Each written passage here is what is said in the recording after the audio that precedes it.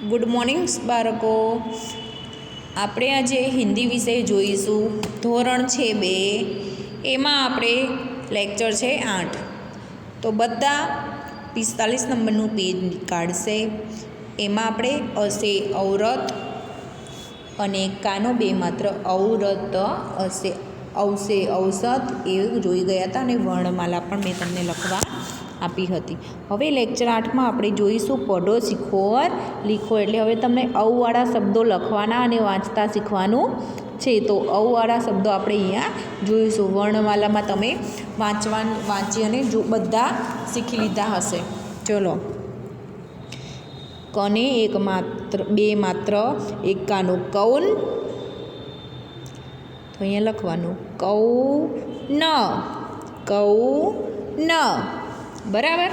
પછી છે ગૌરી ગૌરી. તો લખો ગૌરી. બધાને જોડે બોલવાનું પણ છે. ઔર ઔર. પછી છે મૌસમ મૌસમ. ગૌર ગૌર. પછી છે મૌસી મૌસી. પછી છે ફૌરન ફૌરન. નીચે એવું ને એવું લખવાનું છે ફૌરન. પછી છે કૌશિક. પછી છે કૌશિક. તો નીચે એવું ને એવું લખવાનું છે કૌશિક. ચલો હવે આપણે નીચે જોઈશું. औ से शुरू होने वाले शब्द को राइट करो. એટલે કે ઔથી શરૂ થનારા શબ્દમાં ખરાની નિશાની કરો.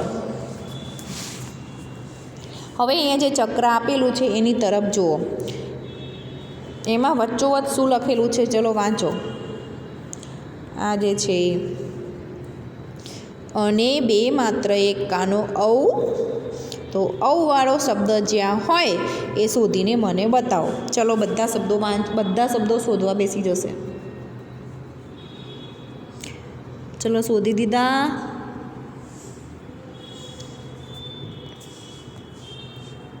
પહેલું વાંચીએ. ઔ સ ત. એમાં ઔ આવે છે ને, તો અહીંયા રાઈટ કરવાનું છે તમારે. આ શું છે? કૌર. એટલે અહીંયા કંઈ કરવાનું નથી. પછી છે ઔષધ. તો એમાં તમને ખબર પડી કે અહીંયા ઔષધ છે તો ઔ આવે છે ને, તો અહીંયા રાઈટ કરો. પછી આ છે ઔરત. તો આવું આવે છે ને ઔ, તો અહીંયા રાઈટ કરો. પછી છે ફૌરન. તો ત્યાં પણ કંઈ કરવાનું નથી, કારણ કે ફ છે. આપણે તો ઔવાળા શોધીએ છીએ શબ્દો, તો ત્યાં ખાલી રાખો. પછી છે મોર. મૌ નથી, ઓનલી મોર છે. બે માત્ર હોય તો મૌર વંચાય, એક માત્ર હોય તો ઓનલી મોર એમ વંચાય. ઓકે, ચલો હવે આપણે બીજું જોઈશું. औ को तीर की दिशा में पढ़कर शब्द बनाओ. એટલે ઔની તીરની દિશામાં વાંચીને શબ્દ બનાવીશું. ચલો. આ શું છે? ઔ. અને આ છે ર. તો ઔ ર. બરાબર. અહીંયા ડબલ વખત લખાયું છે, તમારે આ લખવાનું છે જે હું બતાવું છું. અહીંયા ઔ ર લખાઈ ગયું. હવે અહીંયા બીજામાં જોઈશું ઔરત. એ અહીંયા જે મેં ચેક્યું છે ત્યાં લખો ઔરત. પછી છે ઔ સ ધ. તો અહીંયા લખવાનું ઔ સ ધ. પછી છે ઔ સ ત. તો અહીંયા લખો ઔ સ ત. પછી છે ઔ જા ર. અહીંયા લખો ઔ જા ર. પછી ઔ લા દ. તો ઔલાદ. તો અહીંયા ઔલાદ એમ લખી લેવાના છે શબ્દો. હવે નીચે જોઈશું. चित्र पहचान कर नीचे उसका नाम लिखो એટલે ચિત્ર ઓળખીને તેનું નામ નીચે લખવાનું છે. તો પહેલું ચિત્ર શેનું છે? ચિત્ર ઓળખી અને તમારે એનું નામ નીચે લખવાનું છે. તો પહેલું ચિત્ર છે એન્જિનનું, ટ્રેનનું એન્જિન હોય ને એનું છે, પણ એ શું છે? રિયલમાં નથી, રમકડું છે. તો રમકડાને કહેવાય ખિલોના. તો લખવાનું ખિલૌના, ખિલૌના. તો તમારે ખિલોના કહી દેવાનું. પછી આ શું છે?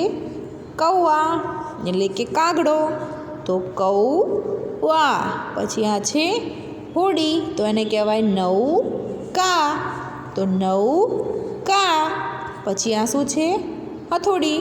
તો એને લખવાનું હથૌડા, હથૌડા એવું લખવાનું છે. ઓકે, આ પેજ તમારે હિન્દીની નોટમાં આજે સારા અક્ષરે લખી લેવાનું છે લેસનમાં.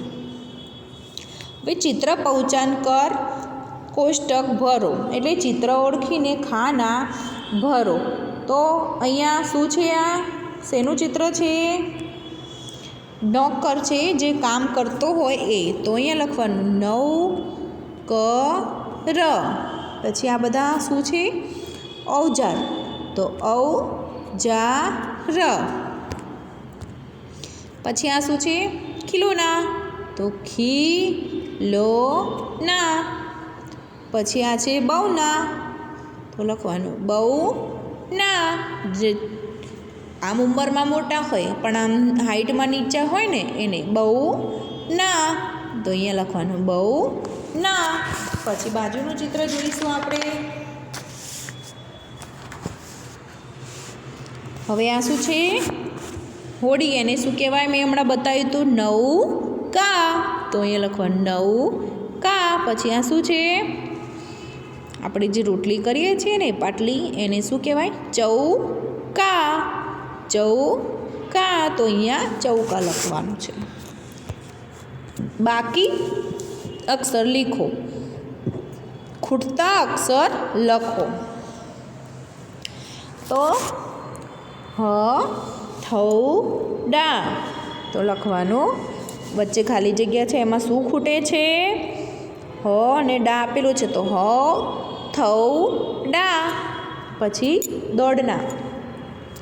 દૌડના. ફૌજી.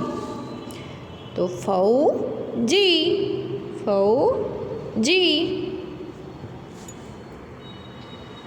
કૌવા. કૌવા લખવાનું છે. કૌઆ. ફૌરન. તો ફૌરન. છે ઔરત. તો ઔરત. પછી છે લટના. તો લૌટના. લૌટના. પછી મૌલવી. મૌલવી. તો મૌલવી એવું ને એવું લખવાનું છે. કોષ્ટક से शब्द चुनकर खाली जगह भरो એટલે કૌંસમાંથી શબ્દ પસંદ કરીને ખાલી જગ્યા પૂરો. તો અહીંયા જે કૌંસ આપેલો છે એમાંથી શોધી અને તમારે અહીંયા ખાલી જગ્યા પૂરવાની છે. તો શું છે આ પહેલું?